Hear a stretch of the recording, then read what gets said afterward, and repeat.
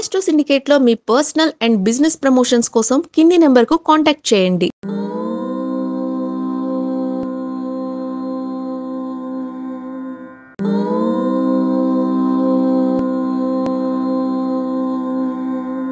నమస్తే, welcome to astro syndicate. ఇప్పుడు మనతో పాటు ఉన్నారు ప్రముఖ ఆధ్యాత్మికవేత్త, జ్యోతిష్య వాస్తు పండితులు చేవిఎం కిరణ్ శర్మ గారు. గురుగారితో మాట్లాడదాం. నమస్తే గురుగారు. అఖండ ఐశ్వర్యమస్తు. గురుగారు, కార్తీక మాసం ఎప్పటి నుంచి స్టార్ట్ అవుతుంది? అసలు కార్తీక మాసం విశిష్టత ఏంటి గురుగారు? ఇక్కడ చిన్న ప్రశ్న మీరు అడిగేది ఎప్పటి స్టార్ట్ అవుతుందంటే కార్తీక శుద్ధ పాడ్యం నుంచి కార్తీక అమావాస్య వరకు కార్తీక మాసం చెప్పవచ్చు. అంటే డేట్ వైజ్గా మీరు అడిగినట్టయితే 22వ తేదీ నుంచి ప్రారంభమై మనకి 21వ తేదీ అంటే కొంతమంది 19వ తేదీ వరకు యాక్చువల్గా ఉంది. కొంతమంది సూర్యోదయంలో ఉన్న కొన్ని పంచాంగం కాబట్టి 20వ తేదీ వరకు కార్తీక మాసం ఉందని చెప్తూ ఉంటారు. ఏదైనా కార్తీక మాస విశిష్టత ఏమిటి అని మీరు అడిగినట్టయితే యజ్ఞము, యాగము, దానము, దీపము, తర్పణం ఇది ముఖ్యమైనది. అందులో స్నానం చాలా ప్రధానమైనది. కార్తీక మాస స్నానం విశేష ధర్మం, విశేష ఫలితాలు కలిగే స్నానమే. అంటే మీరు ఏకాదశి రోజున సముద్ర స్నానాలు, అమావాస్య రోజున మనకి మృత్తికా స్నానం అంటే కాస్త మట్టిని వంటి పెట్టుకుని నదీ స్నానం చేయాలి. ఇలా చేయడం వల్ల మనకి తప్పకుండా భగవత్ అనుగ్రహాన్ని పొందుకునే అవకాశం. కార్తీక మాసం శివుడి మాసం అయినా సరే ఈశ్వరుడికి శివుడు అంటే ప్రీతి కనుక ఈ కార్తీక మాసం మొత్తం కూడా కార్తీక దామోదరుని ఎవరైతే స్మరణ చేస్తున్నారో, అర్చన చేస్తున్నారో అప్పుడు ఈశ్వరుడు సంతుష్టి అవుతాడు. ఈశ్వరుడు అనుగ్రహం కొరకు మనం విష్ణువుని పూజించాలి. విష్ణువు అనుగ్రహం కొరకు మనం ఈశ్వరుని పూజించాలి. అందుకే అక్కడ చెప్తాడు మనకి పురాణంలో శివపురాణంలో ఉంది మాట, శివాయ విష్ణు రూపాయ శివరూపాయ విష్ణవే విష్ణశ్చ హృదయం శివ శివశ్చ హృదయం విష్ణు. అంటే ఒకరి హృదయంలో కొన్నారు వాళ్ళు అభేదమైనటువంటి మూర్తులే శివకేశవుడు. కాబట్టి ఈ మార్గశిర మాసంలో విష్ణుమూర్తి అయినటువంటి ప్రియమైన మాసంలో శివుని ఆరాధన చేస్తే విష్ణుమూర్తికి ప్రీతి, కార్తీక మాసంలో కార్తీక దామోదరుని పూజిస్తే ఈయనకు ప్రీతి. యాక్చువల్గా మనకి మార్గశిర మాసంలో చేకువ ఏకాదశి రోజున కేశవాయ నమః నామాలు ఉంటాయి. మనకి కేశవనామాలతో ఈ కార్తీక మాస శుద్ధపక్షంలోకి వచ్చేసరికి ఏకాదశి రోజున దామోదర నామం వస్తుంది ఇక్కడ. అంటే ఇటువంటి నామ ప్రీతి అనేది ఈ మాసంలో కార్తీక మాసంలో దామోదర నామంతో అది ప్రారంభం అవడం దామోదర ప్రీతి కాబట్టి కార్తీక దామోదర ప్రీత్యర్థం స్నానం అహంకరిషే, ఈశ్వర అనుగ్రహ ప్రాప్త్యర్థం అభిషేచనం అహంకరిషే అని చెప్పబడుతుంది. ఇక్కడ కార్తీక మాసంలో లేనటువంటి దాదాపుగా ప్రతిరోజు ఒక పూజ ఉంది ఇక్కడ. మీకు మిగతా ఏ మాసాలు కూడా ప్రతిరోజు పూజ ఉండదు. కార్తీక మాసంలో ప్రతిరోజు నిత్య పూజ ఉంది. గోవర్ధన పూజ అని అంటే యాక్చువల్గా కార్తీక మాస ప్రారంభమే గోవర్ధన పూజ. ఆ రోజున మనము ద్వారకలో మనం గోవర్ధన పూజ చేయాలి. అక్కడ వెళ్ళి ఆయన పూజ చేయాలి. బృందావనం దగ్గరికి వెళ్ళి ఆయన పూజ చేయాలి. అక్కడ మనం వెళ్ళకపోతే ఏం చేయాలి? ఇక్కడ మనం తులసి కోట పక్కనే ఈ పిడకలతో, ఆవు పిడకలతో కొండలా తయారు చేసుకొని ఆ కొండకి మనం పూలు పుష్పాలు అక్షంతలు వేసి దాన్ని గోవర్ధన గిరిగా పూజ చేయాలి. దాన్ని ప్రదక్షిణ చేసుకోవాలి మనం తులసి. అది ఇంకా విశేషం. ఇక్కడ బ్రహ్మాండంగా గోవర్ధన పూజ, బలిపాడ్యం అని, గోవర్ధన పూజ అని, తర్వాత మనకి 3వ రోజుసరికి యమ విధి అని, యముడికి దీపం పెట్టాలని, తర్వాత అమ్మవారికి అంటే యమ విధి ఎందుకు వచ్చిందంటే సోదరికి సోదరుడి అవినాభావ సంబంధం, అనుబంధం పెంచేటువంటి ప్రత్యక్ష నిదర్శనంగా చెప్పబడుతోంది. అందుకే అక్క చేతి వంట తినాలి. ఎందుకు వచ్చిందంటే యమునాదేవి యముడికి అన్నం వండి పెట్టింది. ఆయన పాశం వేస్తూ అమ్మవారి యమునాదేవి ఇంటికి వెళ్తాడు, చెల్లెలి ఇంటికి వెళ్తాడు. వెళ్ళి ఆయన శుభ్రంగా బ్రహ్మాండ భోజనం పెడతాడు. ఆయనకి పంచభక్ష పరాలు పెడతాడు. శుభ్రంగా తింటాడు యముడు. తిని ఒక క్షణం పడుకుంటాడు. ఆయన పడుకోగానే నిద్ర వచ్చేస్తానికి లేవగానే అయ్యో ఇంతమంది పాశం తప్పించుకుని పోతారు కదా, ఇంతమంది పారిపోయారు, తప్పించుకున్నారు, అయ్యో ఏంటమ్మా లేపలేదంటే అది ధర్మమే కదా అన్నయ్య, ధర్మాన్ని పాటించావు, ఆ ధర్మం పాటించిందిలే కాలమే చెప్తుంటే, కాదమ్మా లేచుడు ఎప్పుడు లేచి ఉండాలి నేను అంటే, నువ్వు పడుకున్నావు అందుకే లేపలేదు అంటుంది. సరే చాలా సంతోషంగా పడుకున్నాను నాన్న, ఆ సంతోషం కోసం నీకు వరం ఇస్తా అంటాడు. అంటే నాకెందుకనే అన్నీ ఉన్నాయి, నాకేమవుతుందంటే ఏదైనా కోరుకున్నానంటే ఈ రోజున అంటే విధియ రోజున కార్తీక శుద్ధ విధియ రోజున ఎవరైతే చెల్లెలి చేతి వెంట, అక్క చేతి వెంట అంటే భగిని చేతి వెంట తింటారో వారికి అకాల మరణం లేకుండా చూడని చెప్తుంది. మరణం లేకుండా కాదు, అకాల మరణం లేకుండా చూడు, అనాయాస మరణం అకాల మరణం లేకుండా వరమేమంటుంది. చాలా సంతోషపడతాడు ఆయన. అరే నా సోదరి లోకం కోసం వాటి మంచి ప్రశ్న వరం అని చెప్పేసి తదాసంటారు. అందుకనే ఈ కార్తీక మాసంలో విధియ రోజున తప్పకుండా ఆ భగిని హస్త భోజనం, అక్క చేతి వంట చెల్లి చేతి వంట తిన్న వారికి అకాల మరణం ఉండదు, అనాయాస మరణం ఉండదు. కొంతమంది రక్షాబంధన్ కూడా ఆ రోజు చేసుకుంటారు అని విన్నాం. అలాంటిది ఏమి అంటే కొంతమంది చేసుకుంటారు కానీ ఆచారంలో శాస్త్రీయమైనటువంటి ఆచారం లేదు. అది ఆచారంలో శ్రావణ మాస పౌర్ణమికే అది రక్షాబంధనం తప్ప కార్తీక మాసంలో ఆమె చేతి వెంట తినడమే ముఖ్యమైన ఉద్దేశం. అది తినాలి. చెవితి, నావుల చెవితి అంటే వివాహం కాని వారికి నాగుల చవితి. ఆ రోజు సుబ్రహ్మణ్య స్వామిని పూజించిన పుట్ట లోపల పాలు కాకుండా పుట్ట బయట 2 చుక్కలు పాలు పోసి కాస్త పశువుకు వేసి నమస్కారం చేసుకున్న వారికి వివాహ యోగ్యత. నాగుల పంచమి రోజు మళ్ళొక 2 చుక్కలు పాలు పుట్ట బయట వేసి స్వామివారి ప్రీతి కొరకు ఒక దొన్నలో పాలు పోసి అక్కడ పక్కన పెడితే తాగితే పావులు తాగుతాయి, లేదంటే పక్షులు తాగుతాయి, ఇబ్బంది లేదు. అక్కడ 2 చుక్కలు వేయడం వల్ల సంతాన ప్రాప్తికి మనం పూజ చేసుకోవచ్చు. ఇది నాగుల చవితి విశిష్టత. ఈ రోజు మనకి ఏది కార్తీక మాసంలోనే. అలాగే షష్ఠి, స్కంద షష్ఠి ఉంది. ఆ రోజే నాగుల చవితి, పంచమి, షష్ఠి కూడా ఉంది. షష్ఠి రోజు పూజ చేసిన వారికి రుణ బాధల నుంచి, రోగ బాధల నుంచి విముక్తి కలిగేటువంటి రోజుగా చెప్పబడుతుంది. అలాగే సప్తమి ఈ సుబ్రహ్మణ్య స్వామికి మరియు గణపతికి ఇద్దరికి పూజ చేసే విధం సప్తమి రోజు పూజ చేయాలి. దేనికి సప్తమి పూజ చేయాలి? దీర్ఘ సుమంగళ యోగాలు పొందడానికి పూజ చేసుకునే అవకాశం. ప్రతి సోమవారం పూజ చేయాలి. ఎందుకు? అర్ధనారీస్తత్వాన్ని కలుపుకుంది కాబట్టి సోమవారం అర్ధనారీస్తత్వమైనటువంటి పూజ అది. కాబట్టి ఆ రోజున మనం ఎవరికైతే శివపార్వతులకి పూజ చేస్తారో భార్యాభర్తల మధ్య ఉండేటువంటి బంధం ఎప్పటికీ విడిపోకుండా ఉంటుంది. విడాకునేటువంటి దరిద్రపు మాట నోటి రాకుండా ఉంటుంది. శాశ్వతంగా కలిసి ఉండగలిగే అవకాశం. వ్యాపార భాగస్వాములు కూడా ఈ సప్తమి రోజు పూజ చేస్తే శివుణ్ణి అనుకూలత, సోమవారం పూజ చేసిన అనుకూలత. అష్టమి రోజు దుర్గాదేవిని పూజించాలి. దుర్గాష్టమి ఇక్కడ కూడా ఉంది. దుర్గాదేవిని అష్టమి రోజు పూజించాలి. దేనికి? అనేకమైనటువంటి ఇక్కడ మనకి తట్టు, ధనుర్వాతము, బంగు, పొంగు లాంటి కొన్ని రోగాలు వస్తుంటాయి. అంటే అమ్మ తట్టు రావడం, అమ్మవారు వస్తుంది అందరికీ. అవి రాకుండానికి మనం ఈ యొక్క అష్టమి రోజు, నవమి రోజు పూజ చేసుకోవాలి. ఇక్కడ మరొకటి, ఈ నవమి ఉంది. ఈ రోజు మనకి అక్షయ నవమి అంటారు దీన్ని. కార్తీక మాసంలో వచ్చేది అక్షయ నవమి. ఈ నవమి అనేది ఏదైతే మళ్ళీ చేయాలనుకుంటున్నారో కార్యక్రమం, పుణ్యకార్యాలని ఆ రోజు ప్రారంభం చేయాలి. ఈ రోజు ఎవరికైతే మీరు పాలు, పెరుగు దానంగా ఇస్తారో అక్షయమైనటువంటి శుభయోగం కలిగే అవకాశం ఉంటుంది.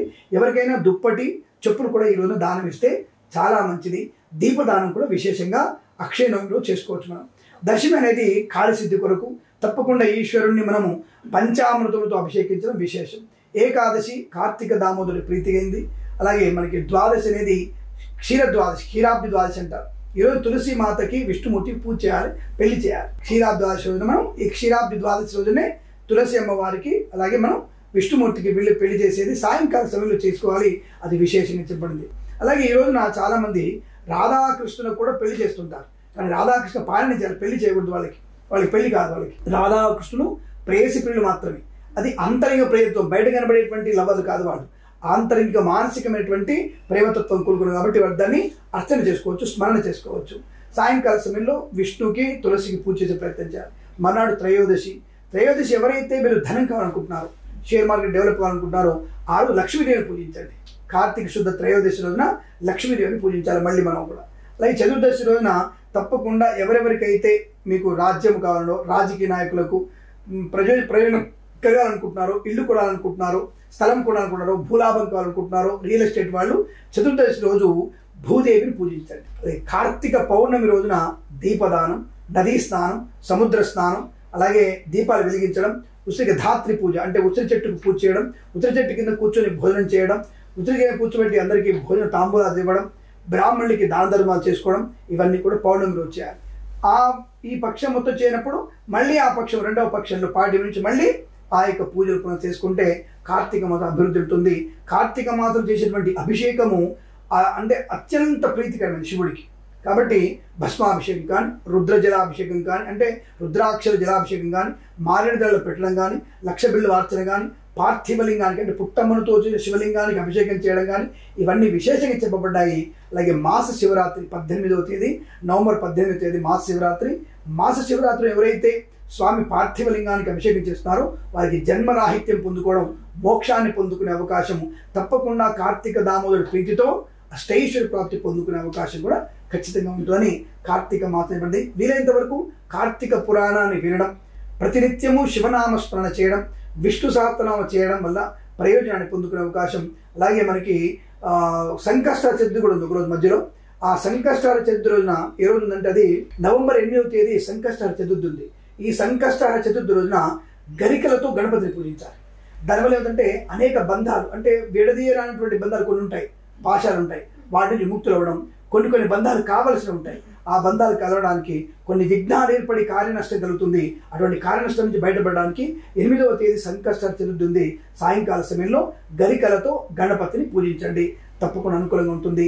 18వ తేదీ మహాశివరాత్రి రోజు తప్పకుండా స్వామివారి అభిషేకం పంచామృతాలతో జలముతో అభిషేకం చేసి ఈ పౌర్ణమి రోజు కానీ అమావాస్య రోజు కానీ గంగా హారతి, గంగా దేవతకి మనం దుప్పలలో దీపాలు పెట్టి వెలిగించడం, అమ్మవారికి అర్చన చేయడం కూడా విశేషించబడుతుంది. అంటే నదులకి పూజ చేయాలి, సముద్రానికి పూజ చేయాలి, ఆడవాళ్ళకి పూజ చేయాలి, చెల్లెల్ని పూజించాలి, తల్లిని పూజించాలి, తల్లిని పూజించాలి, భగవంతుని పూజించాలి. అనేకటువంటి బంధాలతో సమ్మిళితమైనటువంటి ఒక విశేషమైనది ఆరోగ్యప్రదాయమైనటువంటి ఒక మాసమే కార్తీక మాసం. దీక్షలో ఉంటూ యజ్ఞము కానీ యాగము కానీ జపము కానీ చేసుకునేటువంటి వారికి కార్తీక మాసంలో చేసేటువంటి ఏ పూజ అయినా జపమైనా తపమైనా అష్టైశ్వర్యాన్ని మూడింతల ప్రయోజనాన్ని కలిగిస్తుంది. కాబట్టి ఎందుకు కూడా ఈ యొక్క కార్తీక మాస విధి విధానాలతో స్వామిని పూజించిన వారికి ఐశ్వర్యం తప్పకుండా కలుగుతుంది. అంటే గురుగారు ఇప్పుడు ఈ కార్తీక మాసంలో మగవారు పూజ చేయకూడదు? ఒకటి గుర్తుపెట్టుకోండి, ఇక్కడ అభిషేకం కొరకు ఆడవాళ్ళు మగవాళ్ళు ఏం లేదమ్మా, ఎవరైనా పూజ చేసుకోవచ్చు. పిల్లలు, పెద్దవాళ్ళు, 8 ఏళ్ల బాలుడు 8 ఏళ్ల బాలికి పూజ చేసుకోవచ్చు. వెళ్ళి స్వయంగా వాళ్ళు నీళ్లు పోసుకోవచ్చు. శివలింగం మీద ఎవరైనా నీళ్లు పోసుకోవచ్చు. కొన్ని ఆచారాలు, కొన్ని గుడి ఆచారాలు కొన్ని ఉంటాయి. కాబట్టి కొన్ని దేవాలయాల లోపల ఆడేరు ముట్టుకొనివారు, కానీ కొన్ని దేవాలయాలు స్పర్శలింగం ఉంటుంది. కాబట్టి మీరు ఎక్కడైనా సరే జ్యోతిర్లింగాల్లో చాలా చోట్ల స్పర్శలింగం ఉంటుంది, అభిషేకం చేసుకోవచ్చు. లేదు ఇంట్లో చేసుకోవచ్చు. చిన్నవాళ్ళు కానీ పెద్దవాళ్ళు కానీ ఆడవాళ్ళు కానీ మగవాళ్ళు కానీ వేరు కానీ జంటకు కానీ తప్పకుండా పూజ చేసుకోవచ్చు, అభిషేకం చేసుకోవచ్చు.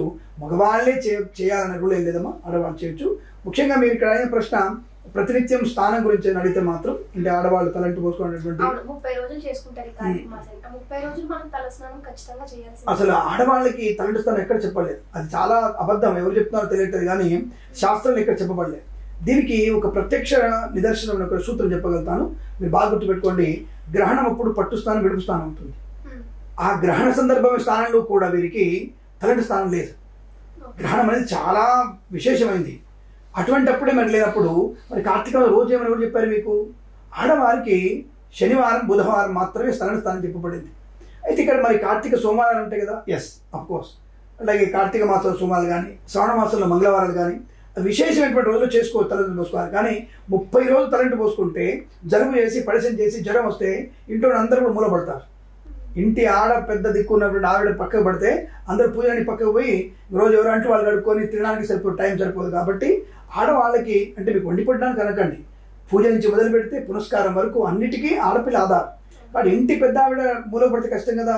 కాబట్టి ఆడవాళ్ళకి తలంటి సార్ రోజు చెప్పబడలేదు. కాస్త గంగని తల మీద తల్లుకోండి అంతవరకే. కార్తీక సోమవారం, ఏకాదశులు, మాస శివరాత్రి, కార్తీక మాస ప్రారంభం, ఈ 6 రోజులు మీరు స్నానం చేస్తే సరిపోతుంది తప్ప మిగతా రోజుల్లో మీరు అంతా స్నానం చేయాల్సిన అవసరం లేదు. 6 కాదు 8 రోజులు వస్తుంది అంతే. 4 సోమవారాలు, 2 ఏకాదశులు, ఆది అంత్యం, 8 రోజులు వస్తుంది. తలంటు స్నానం పోసుకున్నాయిగా మీరు సరిపోద్దిగా. అంతేందుకు, మీరు దీక్షలో ఉన్నట్టే కదా, మీరు దీక్షలో ఉన్నట్టే, దానికి దోషం లేదు. కాబట్టి మీరు అట్లా తలంటు స్నానం చేసిన అవసరం కూడా ఏం లేదు. మరి నది స్నానాలు చేసే వాళ్ళు డైలీ మగవాళ్ళకి, అది మగవాళ్ళకి. నది స్నానం కూడా ఆడవాళ్ళకి ఏం చెప్పలేదు అక్కడ. మగవాళ్ళకి, ఆడవాళ్ళు వెళ్ళి కూడా కంఠస్నానం చేయొచ్చు, తల కట్టుకొని కంఠస్నానం వాళ్ళు చేసి రావచ్చు తప్ప మీరు తల మునుగని ఎప్పుడు చెప్పలేదు. ఎవరు చెప్పారు మీకు? అదే మధ్యలో మూఢనమ్మకాన్ని దాన్ని ప్రేరేపించడం అటువంటిది ఎక్కడ లేదండి. ఆడవాళ్ళు కూడా తలంటు పోయి నదిలో తానిపడితో ప్రతిరోజు పడిన నదిలోకి. ఇప్పుడు ఇక్కడ హైదరాబాద్ నుంచి భాగ్యనగర్ నుంచి మొదటి విజయవాడ ఎందుకు వెళ్తాం, మేము బీచ్ పూల్ ఎందుకు వెళ్తాం, నిజామాబాద్ ఎందుకు వెళ్తాం, మునగం కదా. కాబట్టి అక్కడ వాళ్ళకి అనువైన వాళ్ళు వెళ్ళినప్పటికీ కూడా కంఠస్నానం చేయని చెప్పారు తప్ప తలంటి స్నానం చేయని చెప్పలేదు. కాబట్టి అది గుర్తుపెట్టుకుంటే చాలు. కాబట్టి అటువంటి నది స్నానాలు కూడా మగవాళ్ళకి. మగవాళ్ళు రోజు తలస్నానం చేయాలి, రోజు తలస్నానం చేస్తారు. మగవాడు చేస్తే ఆడవాళ్ళు చేసినట్టే అవుతుంది అక్కడ కూడా. అంటే మగవాడు తింటే ఆడవాడు తిన్నట్టే అనకండి.